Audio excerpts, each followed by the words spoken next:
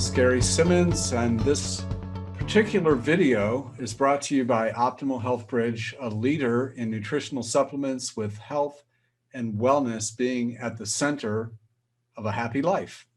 Also by Full Body Healing, a free wellness education learning center. My guest today, it is my privilege and honor to bring Dr. David Ajibade. Did I get that right? Very good, Ted. Very, really good.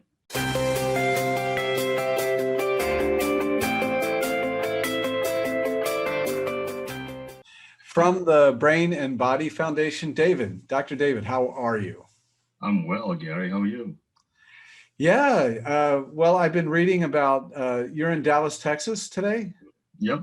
And you have electricity, so congratulations. Thankfully, electricity and water, the same cannot be said for many parts of Texas and Oklahoma.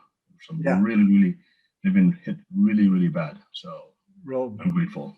Amazing devastation going on. Mother Nature is nothing to be trifled with. That is true. Please call me David. We're good. David, all right, that's good. You can call me Gary. How about that? All right, thanks, Gary. All righty. Yeah, so just a full disclosure here, I met Dr. David, there I go again with the doctor. I met David through a mutual friend on a different Zoom call a few weeks ago. And since that time, we've become fast friends. And Dr. David has already introduced me to very important people to my life, including Dr. Harry Elwart, who's helping me with some cardiovascular issues. You have feet in both countries. You're half the time in Nigeria, half the time in the States. Is that how it works? More time in Nigeria because we've been building the foundation, the Brain and Body Foundation, for about a while. But I think going forward, we'll be spending more time in the U.S. Yeah, so you've got that nice logo there, the Brain and Body Foundation. Why don't we start with that, and then we'll backtrack to how you got to where you are now. But tell us about the Brain and Body Foundation.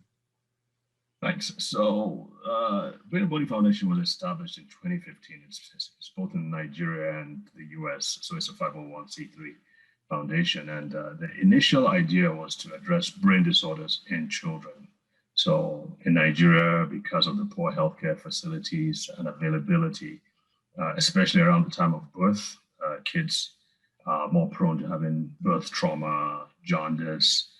And because, like I said, we don't have enough or adequate care around that time, around that period, they're more prone to having all kinds of problems, everything from cerebral palsy to seizure disorders to malformations and so on and so forth. And we saw that area was just not being addressed satisfactorily. So we went to the government and we said we could help. And that's how the Brain and Body Foundation was birthed. It has grown. And when we say we could help, I meant we could help using nutrients, nutraceuticals, which are like pharmaceutical grade nutritional supplements, which target the brain and help the brain repair and fix itself. And so we did that for a while, but in the process, we started having a lot of, as many things, as it is the story in many situations, we started having people coming to us with all kinds of problems, not just brain disorders. We're having genetic conditions like Down syndrome. Then we started having sickle cell disease patients coming our way. And so we had to continually expand. So we address now, at this point, under the mandate of the federal government, we address all kinds of chronic disorders and even things like COVID-19 as well. And we teach about these things. So it's not just about treating, but also to educate the public on what they need to know and what they need to do about their healthcare.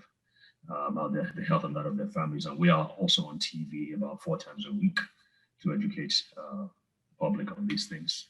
The birth difficulties in Nigeria, hospitals and doctors are not available so readily as it is in the States. So I think in a previous Zoom, you told me that if I got it the right way around, it's either 30% or 70% of the population give birth outside of a medical institution or without the facility of a doctor present. Is that correct? 70%, yes. 70%. And from that inability to have that medical care at that really critical time when a baby's being born, there's all these different issues that are happening. So prolonged labor, jaundice. Over here, if a child has jaundice, instantly they're all over it. They put them in the incubator, or they put some blue light on to try and get to take care of that jaundice. Most hospitals, many hospitals in Nigeria don't have that. Sometimes they ask you to just put them out in the sun, and hopefully the sun's rays will take care of that. But hey, what if there's no sun? What if it's raining? What if it's at night? Yeah, right. So you lose valuable time, and eventually that short period can mean the difference between a healthy kid and a kid that has a lifelong disability. Okay, and then the next point I want to make sure people understand is that you are treating not necessarily with pharmaceutical drugs, which may also be scarce in Nigeria or expensive, but you're treating with nutrients, nutritional supplements, nutraceuticals, like that. Can you elaborate on that a little bit about what types of nutritional supplements are most needed in Nigeria? Absolutely. So I try to shy away from the word treat, because that's really not what we're doing. We're basically using these supplements or nutraceuticals as building blocks to help the body do the work that it's already trying to do, which is to heal, to repair, to regulate, to balance itself out. So the body is already trying to do it. And I really like a quote by a father in the field of biomedical biochemistry. And he said this: he said, the human body heals itself when proper nutrition provides it with the tools or the resources that it needs to accomplish that task. So the human body is already doing it. The brain is already trying to fix itself. It's just that many times it doesn't have the resources or the tools to do that. So basically what we're doing is simple as providing the tools and the resources. Now we've been fortunate in that we've had a lot of exposure to all the different tools that are out there. We can tell which is good and which one. We can tell the good from the bad and the ugly, right? And so we've been able to find the ones that actually work, and of course form relationships and friendships with the formulators, the developers, and the owners of the companies behind these products, and ship them in from the US to Nigeria and use them. So just to answer your question, Gary, one of them is omega-3s. We know high quality omega-3s, high purity omega-3s, high dose omega-3s are part of the building block of the brain structure. For instance, if you take out all the water from the brain, 60% of what is left is made up of fat. And a good proportion of that fats are the omega-3s, specifically DHA.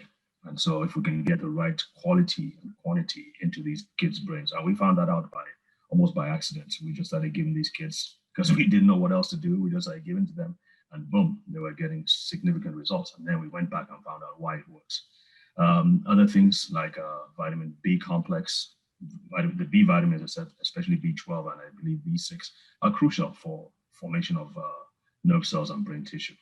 So that's very important. We know that specific antioxidants are helpful.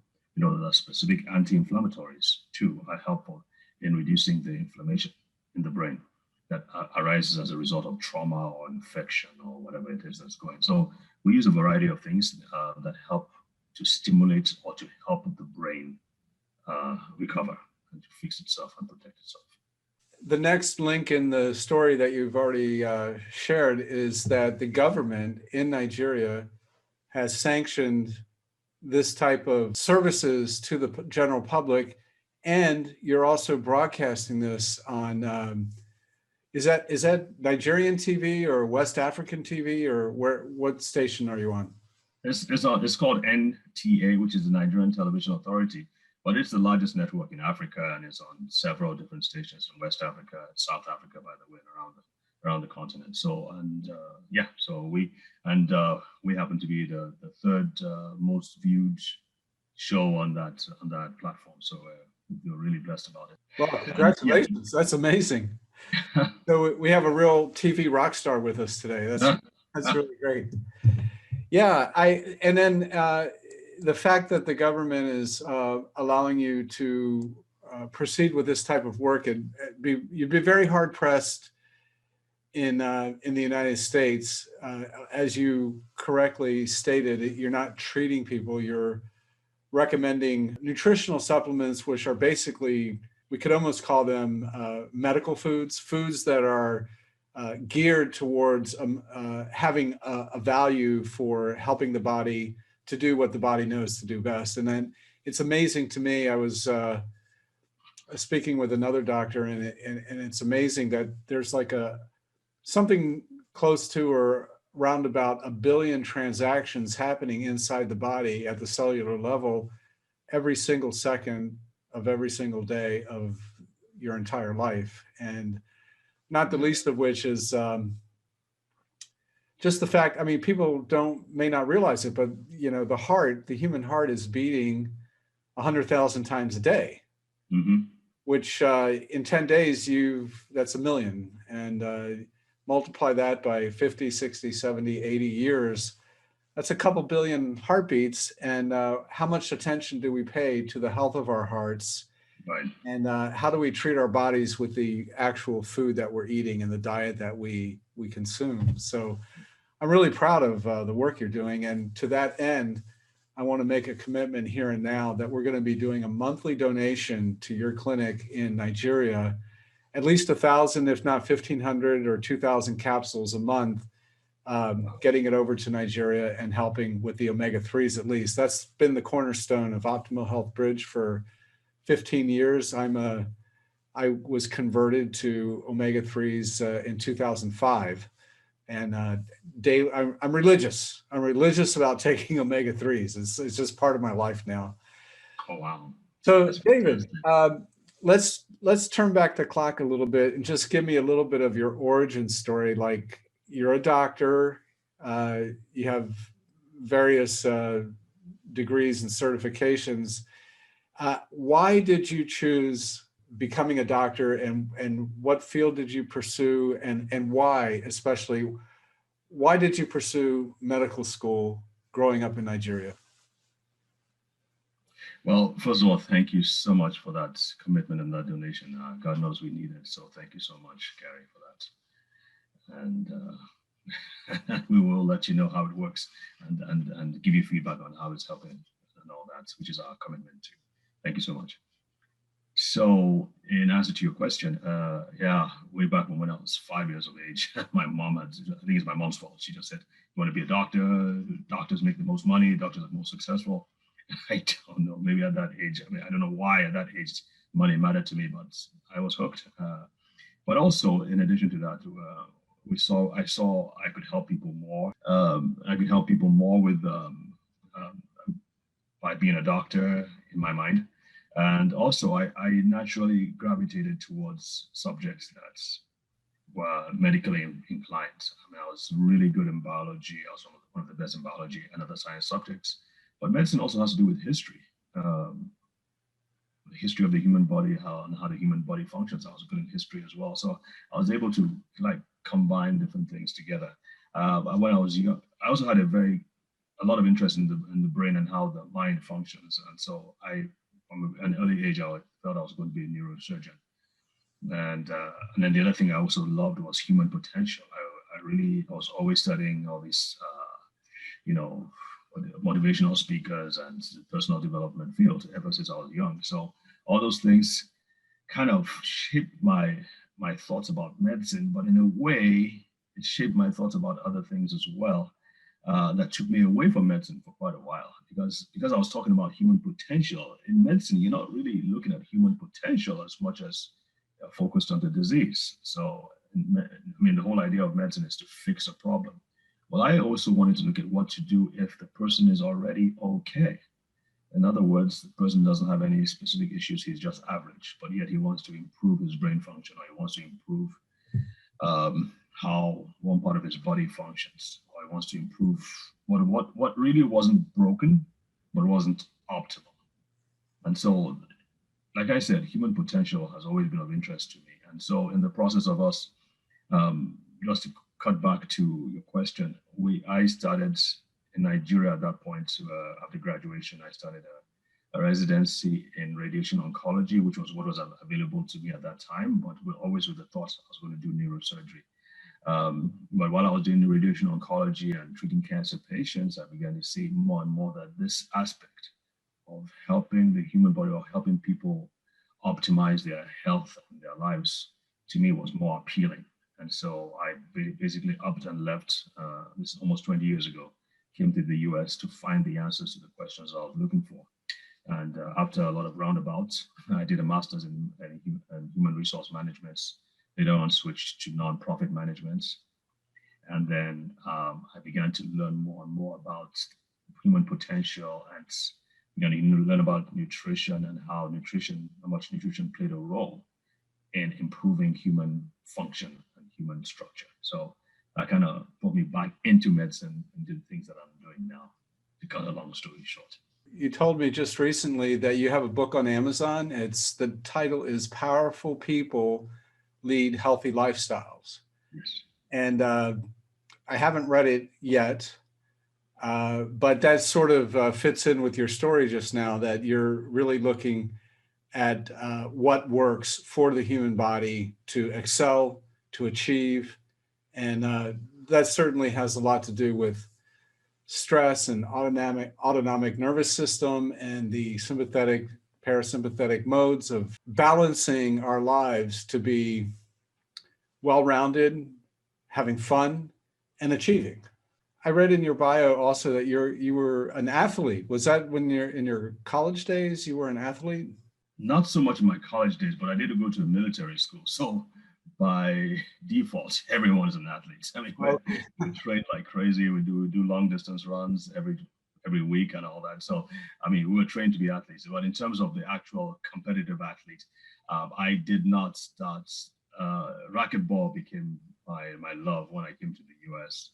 And so, yeah, I got really into it. It was a way of relieving stress and being in a foreign land and trying to survive, and eventually got good at it and won the state championship in racquetball in my category. So okay. So you're a TV celebrity. You're a state champion in racquetball. Okay, we're building the story here. We're getting all the details. It's really great. You mentioned so you had three areas that we wanted to cover. The first one was about, which is really very important in this day and age, is strengthening the immune system. And do you want to speak on that for a minute? Yeah.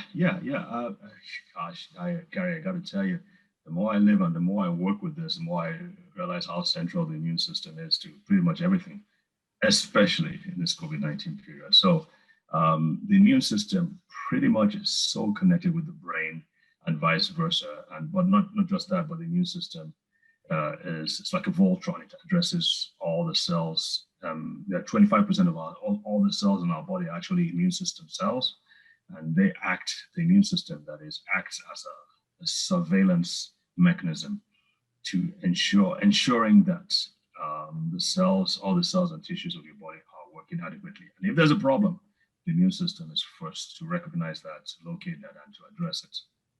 So it's not just about bugs and infection that the immune system is concerned with. It's about everything, the whole, shall we say, the well-being of your body as a whole. It is your immune system's responsibility to do that. And so we started understanding, so I started looking at, okay, whatever you do, you got to do, whatever condition you have, you've got to address the immune system, whatever it is. And so we started using immune system supplements and nutraceuticals for the brain. We found out that it works super well for sickle cell disease. Can you imagine that? And now, in fact, we're about to start a research study to show that strengthening the immune system can go a long way towards helping kids live a normal life. I mean, no one had ever heard of that before, but we discovered that through our work. Lung disorders, kidney disorders, blood disorders, you gotta help the immune system do what it needs to do, especially in the COVID-19 period. Again, it's about the immune system. And so what I tell people is that once you strengthen your immune system, you can, the people who have had the COVID-19 worst hit, I mean, if you can boil it down to one sentence, is those who have poorly functioning immune systems for whatever reason, whether it's a chronic disease, whether it's obesity, whether it's hypertension, for whatever reason, there's underlying all this is a poorly functioning immune system. And there are two things about that before we go on to the next thing. The two things about the immune system, especially where COVID-19 is concerned. One is immune incompetence, where the immune system is simply not working like it should. And then the other number two, I was going to lift up the wrong finger for a minute there. But number two. Okay, got it. Immune system dysfunction. So number one is incompetence. Number two is dysfunction. So if you think about it, if the COVID-19 is especially susceptible to a strong immune system. So for the 80% of us who survive and do well, even when infected with COVID-19, is because our immune system stopped it from going any further than our throats. So maybe we might have a fever, you might have cough, you might have a runny nose, you might have a loss of smell, but that's because the immune system and your body are fighting the COVID-19 at this level. If the virus finds its way to your lungs and starts causing trouble, it's because your immune system simply wasn't able to handle it. And that could be also, let me put this as a side note, it could also be because you had a huge amount injected into you. Maybe someone coughed in your face, or you're working in the ICU and somehow it got through and all that. So that's by the side. But for the most part, those who have a problem in their lungs and the rest of their body from COVID-19 is because their immune system was incompetent at keeping it up here. When it becomes dysfunctional is when what should have just stayed in the lungs or stayed around the lungs and fixed is when it becomes systemic, when the immune system is now going haywire and attacking not just the virus, but attacking the lungs, attacking the kidneys, and attacking the brain and the blood vessels. And that's when we talk about immune system dysfunction. And it basically means that the immune system is not reined in, is not modulated, it's not regulated like it should be regulated. And the big problem there is vitamin D, which I'll just throw in now that vitamin D, we found out that the vitamin D helps to regulate the immune system. And those who have low vitamin D levels tend to have low immune system regulation.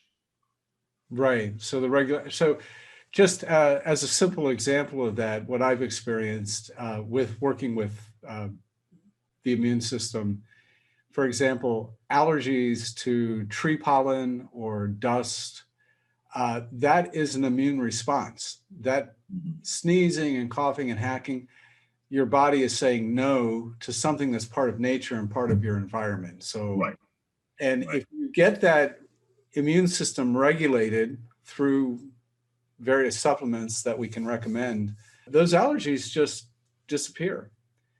And I'll put in a little plug, a little recommendation for a product that I've been using for 15 years. It's called Epicor. It's a high metabolite immunogen, and it increases the natural killer cells in that mucosal barrier, exactly what you were talking about, by 60%. Within 2 hours of taking one capsule, the mucosal barrier is filled with these NKs, the natural killer cells, that prevents that virus from traveling further. And sometimes you wake up with a stuffy nose. Well, that mucus in this whole part of your head, that is protection for your body. So let's be thankful if we have to blow our nose once in a while and clear things out. We're being protected by our natural immune system. So that's fantastic. Yeah. So just quick one too. You said allergies. Well, asthma too. And even autism too. Immune system plays a huge role in those things, in those conditions as well. So even autism. Autism, yes.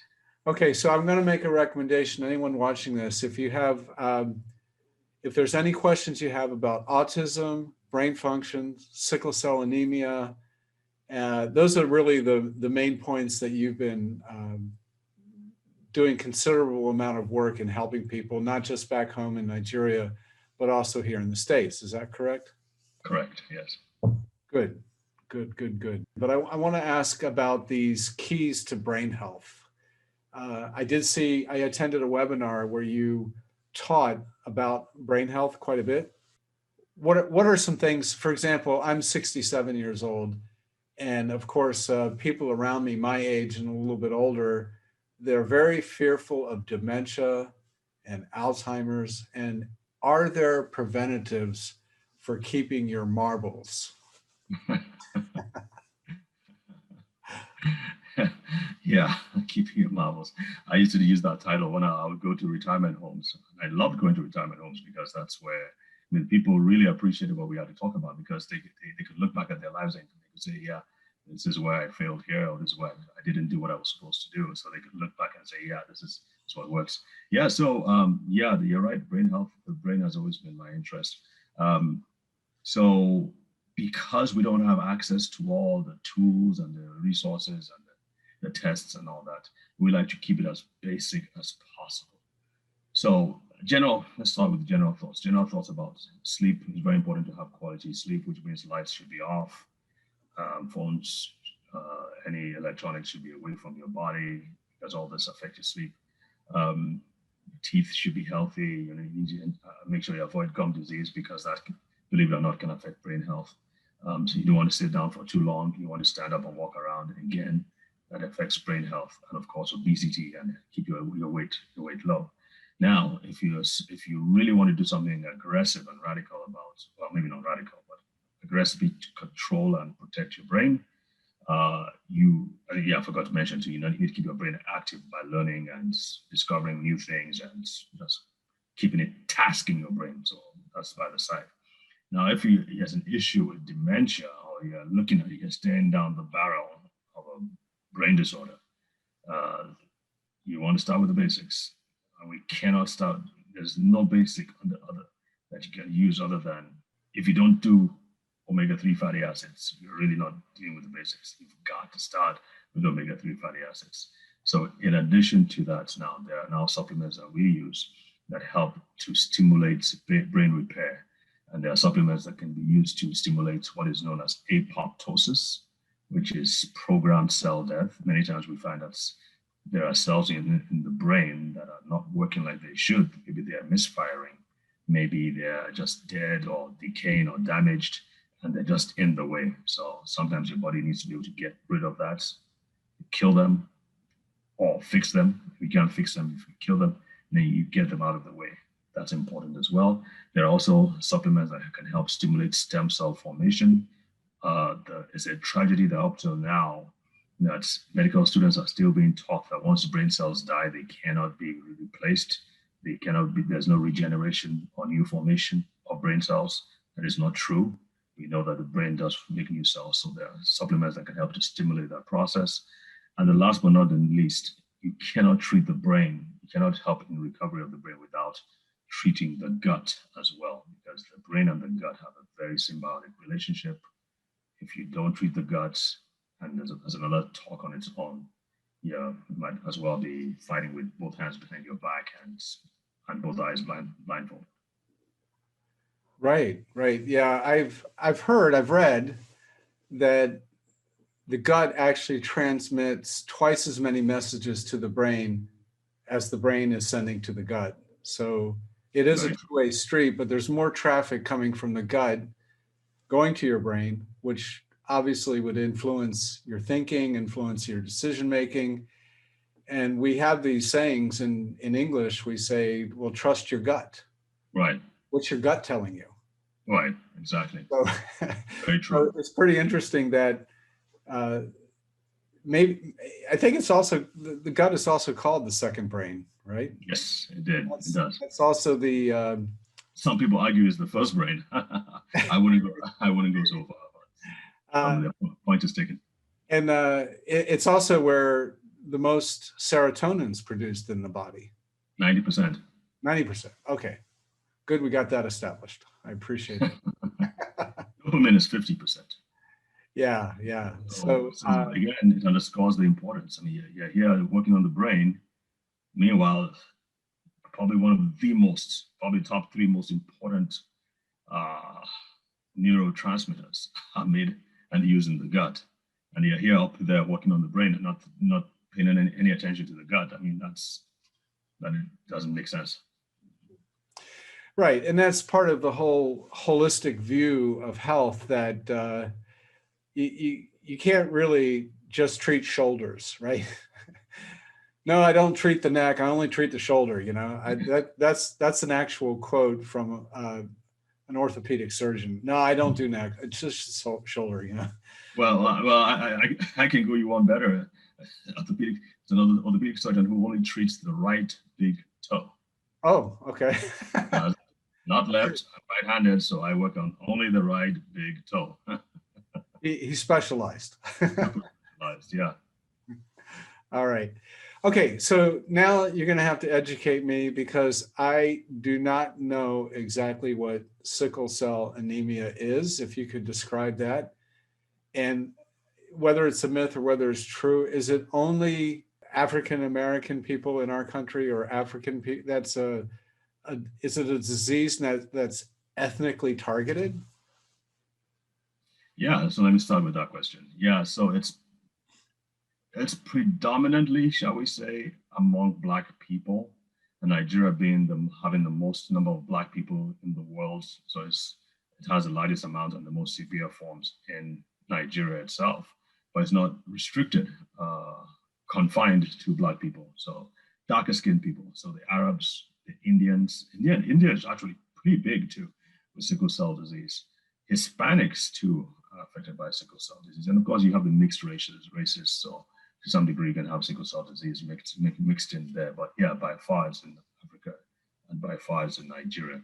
And to answer your first question, Garey, so primarily sickle cell disease is a genetic blood disorder, which means it's in the DNA, in which there's red blood cells are born with a sort of weakness. It has to do with the DNA again. A specific protein, amino acids, is replaced by another. And that tiny mutation makes the sickle cell, I want to use the word weak. Makes the red blood cell weak in a certain way, so that once it's in the bloodstream and it's under pressure, that pressure could be an infection, that pressure could be dehydration, that pressure could be just a physical pressure. Maybe it's passing through a very tight blood vessel. Under circumstances of stress, like those I just mentioned, it ends up turning from a nice, round, flexible, rubbery ball, which is a red blood cell, into a shriveled up, hard, brittle cell called this, which is like it's sickle shaped, hence the term sickle cell. And because it's not rubbery, because it's not soft like the other one is, it tends to get stuck in the blood vessels, and another thing it does is that it tends to aggregate and accumulate and form a plug. So it blocks the blood vessels. And you can imagine once there's a blockage anywhere, the cells after the blockage tend to scream out, they cry out, they can even die. It's called inflammation and eventually death. And that's really what happens. We see a lot of kids, especially at the younger years, have swollen hands, swollen feet, swollen stomachs because of this constant blockage and release of the blood vessels. The other thing that can happen is that those cells, because they are weak, they could just spontaneously just erupt and break up and spill their contents. So therefore reducing the blood level, the hematocrits, or the PCV, what we term PCV. So the average human being is supposed to have like around between 35 to 40% of red blood cells in their system. Just children with sickle cell disease, adults with sickle cell disease seem to have around 25. So we're looking at a difference about a factor of at least 10. If you don't have enough blood in your body, there's a likely tendency that a lot of things can go wrong.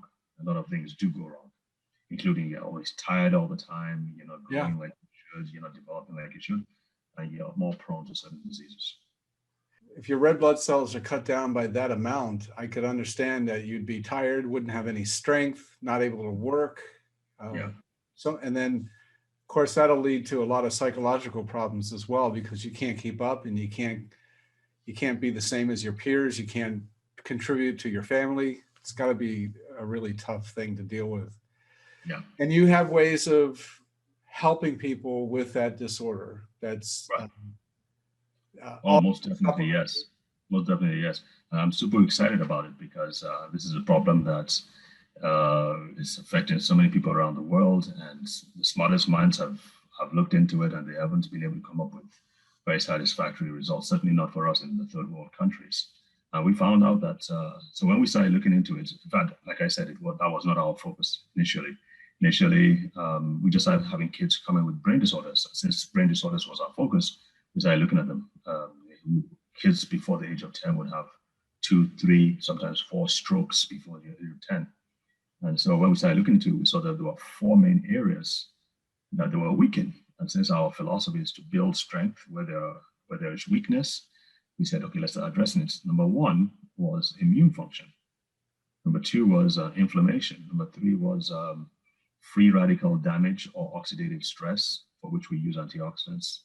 And number 4 is that almost globally, almost without exception, they all have very low levels of nitric oxide. Nitric oxide is a gas which the body produces to help to dilate and improve the health of the blood vessels. So if there's not enough nitric oxide, it means the blood vessels are tight. Therefore, the blood cells can't go through like they should, which of course causes problems. I mean, you don't want your blood, if your kidneys need blood, they need blood. You don't want to reduce the amount of blood they need by a factor of 2 or 3 when they should be having free flow of blood.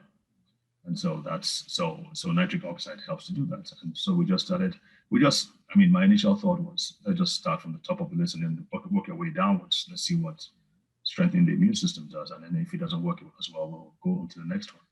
To our surprise, Garey, using the supplement that we used, which is an extract from aloe vera, which has been known for its work with the immune system, we found radical, tremendous, remarkable, use whatever adjective you might want to use, but significant improvements in their quality of life. Everything from their fatigue, their energy levels, pain levels. They could go to school now.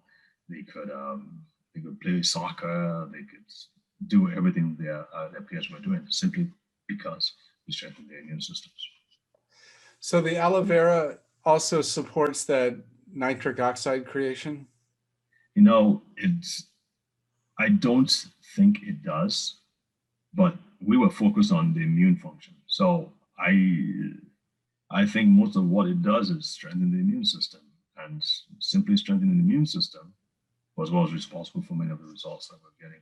Oh, good. That's really great. Yeah. So I've learned about nitric oxide through Dr. Garey using arginine to facilitate the creation of nitric oxide. And then I found the video on YouTube with that Nobel Peace Prize winner whose name I'm not going to be able to say. Louis Ignarro. Thank you. I knew you'd be able to say it. Yeah. And amazing thing. He said one way to improve nitric oxide is to breathe through the nose. Really? That helps create nitric oxide. If you're a mouth breather, if you're breathing through your mouth, you're not creating nitric oxide. If you breathe through your nose, you're creating nitric oxide. Interesting. Yeah. There's so many amazing things that we can learn if, I guess when you get that degree and you graduate and you're certified to do this, that, and the other thing, that's not where you stop learning. You got to keep going back to the well. And now we have all these amazing resources at our fingertips with our smartphones to be able to Google just about anything and come up with an NIH study or some meta-analysis of this or that or the other. And it just adds to our body of knowledge and helps us to be better at working with people to improve health. And that's really, I think, what I find most intriguing is that the commonality is that there are people in this world like you who really have a gift and a way to address people's needs and doing it in a third world country where there's not going to be a great deal of money or support backing you, and you're making it happen. So I tip my hat to you, and I really appreciate that. Was there anything else that you felt was important to share before we close out today? Yeah, again, thanks for having me. There's just the whole thing about vitamin D, vitamin C, and zinc, which you've heard a lot about these days. I got to say that those three also work in, I would say those are the foundation from what I've seen now for good health, not just immune system health, but for health in general, brain health, as well as body health. I mean, if you can't do the big ones, you really need to do those three plus fiber, which is psyllium husk, which helps with the digestive system. We said a little bit about the importance of the gut health.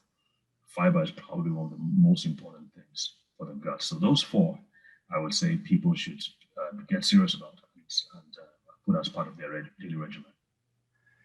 So basically, the way I heard that, zinc, which costs pennies, vitamin C, which is really cheap, zinc, vitamin C, vitamin D, and fiber, which is, I don't think I spent $10 yet.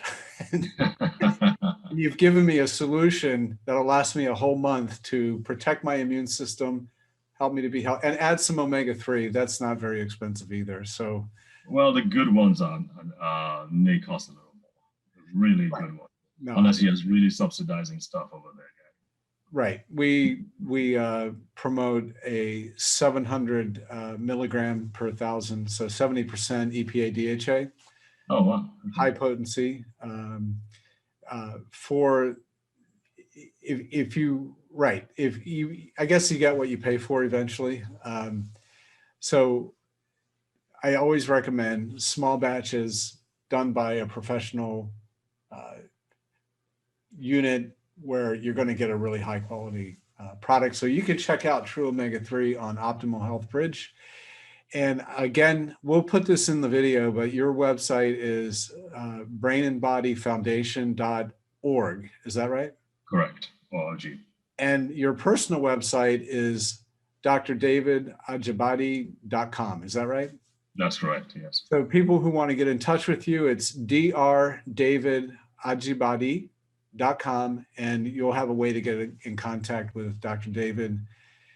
I appreciate so much you being here and thankful for your time. And I know it's not fun down there in Texas right now with all that polar vortex coming in there. So I'm going to let you go so you can go do whatever other work you've got, but really appreciate your time. Thank you, Dr. David. Thank you so much for having me, Garey.